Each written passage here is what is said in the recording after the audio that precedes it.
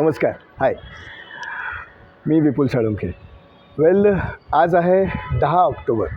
10 October म्हणजे world mental health day, म्हणजे जागतिक मानसिक आरोग्य दिन. तुमच्यापैकी बऱ्याच जणांना माहिती नसेल की असाही एखादा दिवस असू शकतो, कारण की आपल्यापर्यंत ही गोष्ट नकळतपणे किंवा जाणतेपणे अजाणतेपणे अजूनपर्यंत ही गोष्ट किंवा त्याबद्दलचं अवेअरनेस अजूनपर्यंत म्हणजे सामान्य लोकांपर्यंत ते पोहोचलेलं नाही आहे. तर जनसामान्यांमध्ये हा अवेअरनेस पोहोचावा म्हणून 33 वर्षापूर्वी म्हणजे 1992 साली याच दिवशी हा दिवस वर्ल्ड मेंटल हेल्थ डे म्हणून साजरा केला जातो. आणि गमत बघा ना, म्हणजे आपल्या बऱ्याच जणांना कल्पना नाही आहे, बट मला थोडंसं बोलावंसं वाटलं म्हणून मी आज म्हटलं की या व्हिडिओच्या माध्यमातून तुमच्याबरोबर थोडंसं संवाद साधेन आजच्या दिवसाबद्दल. तर ह्या दिवसाची सुरुवात म्हणजे हे बोलण्याबद्दल म्हणजे ना, मी मध्यंतरी एक अत्यंत फालतू रील बघितली होती. अत्यंत फालतू रील. कॉन्टेंटच्या नावाने लोक आजकाल काही करू शकतात. म्हणजे ह्या मेंटल हेल्थचा किंवा डिप्रेशनचा किंवा त्याचे एक वेगवेगळे पैलू आहेत. मेंटल हेल्थचे पण वेगवेगळे पैलू आहेत. स्ट्रेस आहे, तणाव आहे, किंवा डिप्रेशनमध्ये आहे, किंवा फ्रस्ट्रेशन, किंवा बऱ्याच गोष्टी त्याच्यामध्ये इन्क्लूड होतात. तर एक मुलगा बेडरूममधून बाहेर येतो आणि किचनमध्ये काम करत असलेल्या आईला विचारतो की आई. तर पहिल्यांदा आई ऐकत नाही. परत एकदा हाक मारतो, आई. मग आई एकदम बघते, हां काय. आई, मी डिप्रेशनमध्ये चाललो. हां मग ठीक आहे, जा जिथं जायचं तिथे. आपण येताना पाव किलो टोमॅटो आणि कोथिंबीर घेऊन ये 10 रुपयाची. आणि असे असंख्य रील्स तुम्हाला बघायला मिळतील हे सेम कॉन्टेंट घेतलेले, की डिप्रेशनमध्ये जाणं इतकं हास्यास्पद किंवा इतकं विनोदी असू शकतं का? तुम्हाला माहिती आहे त्याचे इम्पॅक्ट किंवा त्याचे काय परिणाम असू शकतात? म्हणजे काल परवापर्यंत हसरा खेळतात चालणारा बोलणारा एखादा व्यक्ती तो कुठल्या तणावामध्ये असू शकतो त्याची आपल्याला कल्पनाच नसते किंवा नसू शकते.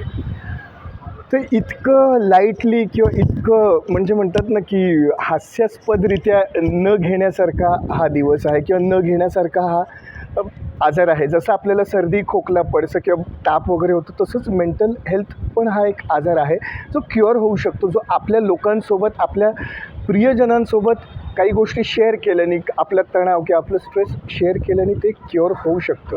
आणि ह्याच्यासाठीच एकमेकांची मदत, एकमेकांची गरज लागते, एकमेकांची साथ लागते ह्या सगळ्या गोष्टींसाठी. सो असं आहे. म्हणजे आपण सगळेच प्रत्येकजण कोणत्या ना कोणत्या कारणानिमित्त वर्क प्रेशर असतं किंवा बऱ्याच गोष्टी असतात जे आपण याच्यामधून जातो, याच्यामधून आपण गेलेलो आहोत. मग माझं विचाराल तर लॉकडाऊनच्या काळामध्ये म्हणजे बऱ्यापैकी तेव्हा आम्हा कलाकारांची म्हणजे बऱ्यापैकी कामं खूप ठप्प झाली होती, थांबली होती. तर तो काळ आमच्यासाठी खरंच परीक्षेचा होता. आणि अशा मोमेंटला खचून न जातं, म्हणजे मी तर सांगेन की त्या मोमेंटला मला सगळ्यात जास्त हील केलं तर माझ्या मुलाने, म्हणजे आर्यनी. तेव्हा तर तो हार्डली 7-8 महिन्याचा होता. म्हणजे तो जन्माला लॉकडाऊन बेबीच आहे तो. तर तो होता आणि माझी बायको होती जी सतत मला सपोर्ट करत होती. म्हणजे मला इवन आत्ताही एखादं नवीन काम, आपण जे 3-4 वर्षाचं काम संपल्यानंतर जो एक मधला काळ असतो की काम 2 महिन्यांनी मिळतं, 3 महिन्यांनी, कधी 6-6 महिने वाट बघावी लागते नवीन काम मिळण्यासाठी. तर तो काळ जो असतो ना, तो फार पेशन्सवाला काळ असतो आणि तिथेच खरी आपली कसोटी लागलेली असते. तर अशा मोमेंटला आपल्याला जवळच्या लोकांची नितांत गरज भासते. आणि एक ताजा किस्सा असा आहे की मी नाव नाही घेणार त्या व्यक्तीचं, माझा अत्यंत जवळचा मित्र, जो वयाच्या 38व्या वर्षी त्यांनी सुसाईड केलं. आणि सतत म्हणजे आयुष्यभर म्हणजे त्याला जी त्याच्या आवडीची गोष्ट होती ती त्याला नाही करायला मिळाली. आणि घरच्यांच्या प्रेशरमुळे, आईवडिलांच्या, समाजाच्या प्रेशरमुळे, सगळ्या गोष्टींच्या प्रेशरमुळे त्याला बिचारायला नोकरी करावी लागली.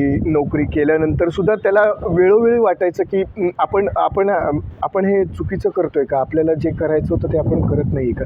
आणि प्रत्येक वेळेला तो ही गोष्ट बोलायला जायचा आणि त्या मोमेंटला त्याचे आईवडील त्याला इतकं इमोशनली ब्लॅकमेल करायचे की अरे अजून आमची तर सगळी भिस्त तुझ्यावर आहे, अजून बहिणीचं लग्न करायचं आहे, असं कसं हे करून चालेल वगैरे. आणि त्या तणावामध्ये तणावामध्येच तो राहिला कंटिन्युअस. आणि बहिणीचं लग्न झालं, मग त्याचंच लग्न झालं, त्याला एक बेबी झाला छान. आणि ते सगळं करत असताना वन फाईन डे एकदा असंच आम्ही गेट टुगेदरला भेटलो होतो आणि मला तो म्हणाला की ऐक ना यार, म्हणजे मी असं मला असं खूप वाटतं की ना माझं अख्खं आयुष्य आई वडील आणि बहिणीचं सगळं करण्यामध्येच गेलं आहे. मी माझ्या बायका मुलांकडे अजिबात लक्षच दिलं नाही. म्हणजे मी खरंच माझ्या बायकोचा गुन्हेगार आहे या बाबतीत. मला नाही तिच्याकडे लक्ष देता आलं, मला नाही तिची पण काहीतरी स्वप्न असतील ते मला नाही पूर्ण करता आले. कारण की सतत प्रेशर, म्हणजे बहिणीचं लग्न व्हावं म्हणून प्रेशर, लग्न झाल्यानंतरचं वेगळं प्रेशर, कायम त्या गिल्टमध्येच म्हणजे मला कायम माझ्या घरच्यांनी त्या गिल्टमध्येच वाढवलं. म्हणजे किती वेळा असं ठरवलं की घराच्या बाहेर पडून वेगळा संसार थाटावा, पण असा विचार जरी बोलून दाखवला की आई वडील म्हणायचे की आम्हाला आधी चहामध्ये विष पाज किंवा आम्ही आत्महत्या करतो, मग तुम्हाला कुठे जायचं तिथे जा. तर अशा तणावामध्ये असताना आता मला वेगळं बोलायचं नाही, म्हणून मी तुम्हाला सांगतो की ना आहे त्या तणावाबद्दल किंवा तुम्हाला जरा जरी कल्पना आली ना आपल्या जवळच्या माणसाबद्दल, तर त्याच्याशी बोला रे, त्याच्याबरोबर डिस्कस करा, त्याला काय हवं नको ते विचारा, थोड्या गप्पा मारा किंवा आजूबाजूचे मित्र. मी असं म्हणेन की I am blessed with many friends around. म्हणजे इंडस्ट्रीमधले काही फ्रेंड्स आहेत, माझ्या इंजिनिअरिंग कॉलेजमधले काही फ्रेंड्स आहेत. So I am blessed. आणि त्याहूनही महत्त्वाचं म्हणजे माझी बायको आणि माझा मुलगा, they are like healers. So कधीही तुम्हाला काहीही वाटलं किंवा कधीही तुम्हाला स्ट्रेस आला किंवा कधीही हे झालं तर खचून जाऊ नका, बोला, डिस्कस करा. आणि अवेअरनेस जर तुम्हाला कुणी अशी एखादी व्यक्ती दिसली तर तुम्ही एखाद्या चांगल्या कन्सल्टंटची हेल्प घ्या. म्हणजे मी तर म्हणेन, माझी एक मैत्रीण आहे सुकन्या म्हणून, तर ती तिथे नगरला असते आणि मला कधीही जगातलं कुठलंही स्ट्रेस आलं, ती स्वतः सायकोलॉजिस्ट आहे आणि म्हणजे ती बऱ्याच वेळेला ती हेल्प करते खूप साऱ्या गोष्टी साठी आणि याच्यासाठी. आणि मला कधी काही वाटलं तर मी तिला एक फोन करतो, सुके अगं असं असं आहे, आणि ती म्हणते अरे विपल्या, आणि असा आमचा एक संवाद सुरू होतो.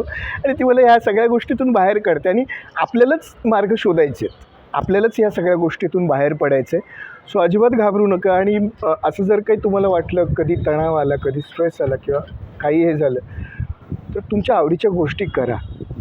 तुम्हाला जे आवडतं, तुम्हाला एखादं पुस्तक वाचायचं पुस्तक वाचा, तुम्हाला एखादी सिरीज बघायची सिरीज बघा, तुम्हाला गार्डनिंग करावं असं वाटतं गार्डनिंग करा, तुम्हाला कुकिंग करावं असं वाटतं कुकिंग करा. म्हणजे ज्या गोष्टीतून तुम्हाला एक समाधान किंवा एक बोलतात ना की ज्या गोष्टींचा आनंद घेत घेत तुम्हाला असं वाटेल ना की नाही ही गोष्ट माझ्यासाठी हीलर म्हणून काम करते, ती गोष्ट तुम्ही आवर्जून करा. आणि घरच्यांना पण एवढंच माझं सांगणं आहे की नका, म्हणजे घरच्या कर्त्या पुरुषाला इतकं स्ट्रेस आणि ताण देऊ नका. त्यालाही समजून घ्या, त्याच्याही काहीतरी इच्छा आकांक्षा असतील, त्याचीही काहीतरी स्वप्न असतील, तर ती जाणून घेण्याचा प्रयत्न करा. आणि बोलणं थांबवतं आणि पुन्हा एकदा तुम्हाला सगळ्यांना वर्ल्ड मेंटल हेल्थ डेच्या खूप साऱ्या शुभेच्छा. आणि याच्याबद्दल अवेअरनेस आणखी वाढत जाऊ देत, लोकांना कळू देत, सामान्य लोकांपर्यंत पोचावं म्हणून आजच्या दिवसाचं हे महत्त्व आहे 10 ऑक्टोबरचं. तर मग सगळ्यांना शुभेच्छा. आणि कधीही काही वाटलं, we are always there, happy to help. फक्त एक फोन कॉल लांब असू शकतो, तुमचा एखादा मित्र, तुमचा एखादा प्रियजन, त्याच्याशी बोला, त्याच्याबरोबर डिस्कस करा. कुठलंही चुकीचं पाऊल उचलण्याआधी तुम्ही हा विचार करा की आपल्या मागे नंतर काय काय होऊ शकतं. Okay, so bye, take care, काळजी घ्या, and we all are always with you. See you.